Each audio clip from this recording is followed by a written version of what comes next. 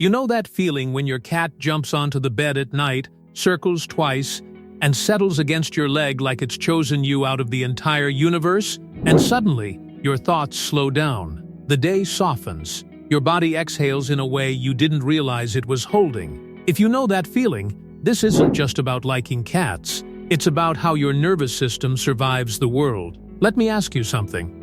When your cat knocks something off the table, looks directly at you, and walks away like gravity itself is beneath them, do you feel irritated, or do you feel oddly impressed? If it's the second one, there's a reason. Because being a cat person isn't a random preference. It's a pattern. And that pattern begins in the nervous system. Some people regulate through stimulation. They feel calm when there's movement, conversation, shared energy, constant feedback. Their systems downshift through interaction. For them, connection is active, loud, expressed. Other nervous systems regulate through reduction, through quiet, through predictable rhythms, through the absence of emotional demand. Cats operate in that second language. They don't rush toward you in a storm of enthusiasm. They don't require you to mirror their energy. They don't expect constant affirmation. They enter a room and simply exist. And if you're wired for subtlety, that feels like oxygen. For people whose bodies spend the day anticipating reactions, managing tone, reading micro-expressions, adjusting themselves to avoid conflict, a cat is the first presence that doesn't need to be managed. No performance, no emotional caretaking, no urgency, just coexistence. That's not distance, that's regulation. Here's something most people misunderstand about cat lovers. It's not that they avoid closeness. They avoid pressure. Human relationships often come with invisible contracts. Respond quickly. Match my excitement. Explain what you're feeling. Prove that you care. Even affection can carry weight. Why aren't you more expressive? Why don't you need me the way I need you? For sensitive or easily overstimulated nervous systems, that constant calibration is exhausting. Cats don't operate on that system. A cat never assumes access to you. When it wants affection, it approaches carefully. When it's done, it leaves without drama. There is no guilt, no negotiation, no emotional debt. This creates something rare: connection without intrusion, closeness without engulfment.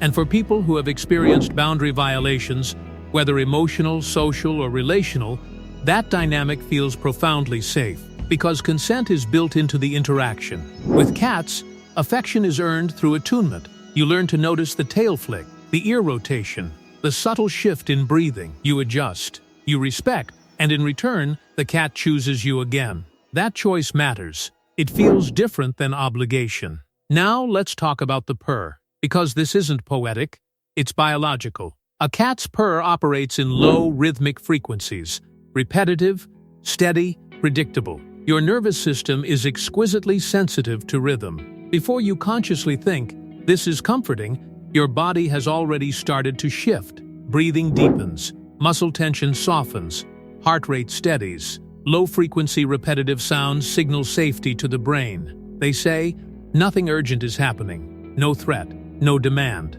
just presence. For people who live in chronic mental motion, planning, analyzing, anticipating, the purr becomes an anchor. It fills silence without overwhelming it. It occupies space without dominating it. That's why cat people don't describe the feeling as exciting, they describe it as settling, grounding, like their internal tempo finally matches the room. That is co-regulation, without conversation, without effort, without emotional labor. Your body learns quickly which presences bring it back to balance. And once it learns, attachment follows. There's another pattern researchers often point out. Cat lovers tend to score higher in openness to experience and introspective traits. It's not that cats make people more intelligent, it's that certain personalities gravitate toward certain environments. People who enjoy solitude, people who think deeply, people who need uninterrupted cognitive space. Deep thought requires quiet stretches of attention. Writing, reading, creating, reflecting. Cats don't fracture attention, they coexist beside it. They curl near your laptop instead of dragging you away from it. They observe instead of interrupt. Their presence protects the mental conditions that reflection requires. In a culture that equates constant engagement with value, Choosing quiet is almost rebellious. Modern life treats solitude as something to fix. But for many cat lovers, solitude isn't loneliness, it's clarity. Cats don't fill silence, they dignify it. There's also something instinctual happening beneath all of this. Cats activate what ethologists call the baby schema: large eyes relative to the face, rounded features, soft movements, small noses. These cues trigger caretaking circuits in the brain before conscious thought intervenes. But here's what makes it interesting. Cats pair vulnerability signals with independence. They look fragile, but they behave autonomous. That combination is neurologically compelling. Your brain registers protect this, but your ego registers this doesn't need me. So the bond forms without the pressure of being indispensable.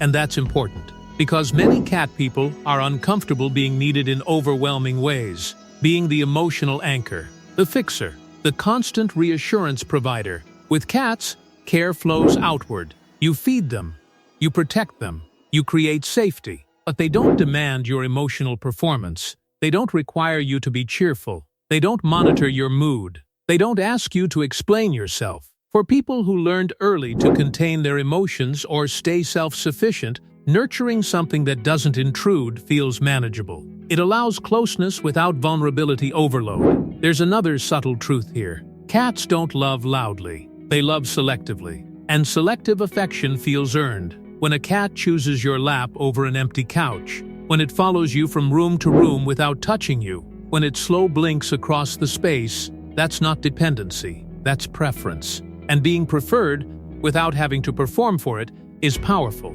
It tells your nervous system, you are enough as you are. No exaggeration, no amplification, no proving, just existing. For people tired of intensifying themselves to maintain connection, that's revolutionary. So when someone says, I don't like dogs, they're too much, they're not criticizing energy. They're describing overstimulation. And when they say, I like cats, they're peaceful, they're not describing aloofness. They're describing down-regulation, a nervous system finding a compatible rhythm. Because this was never really about animals. It was about environment, about which emotional climate your body feels safest in. Some bodies need movement to calm down. Others need stillness. Some need constant reassurance. Others need space without suspicion. If you're drawn to cats, it doesn't mean you're cold. It doesn't mean you're distant. It means you're wired for nuance, for subtlety, for connection that unfolds without urgency. Cats don't test your loyalty. They don't demand emotional proof. They don't confuse intensity with intimacy. They sit beside you. And sometimes, that's the most intimate thing possible. There's something quietly radical about loving a creature that doesn't need you to survive in the emotional sense. It stays because it wants to, not because it has to. In a world obsessed with being essential, indispensable, constantly validated, choosing mutual independence feels almost subversive. So the next time your cat ignores you for hours, then suddenly demands your attention as if it's a royal decree, remember this. You didn't just choose a cat.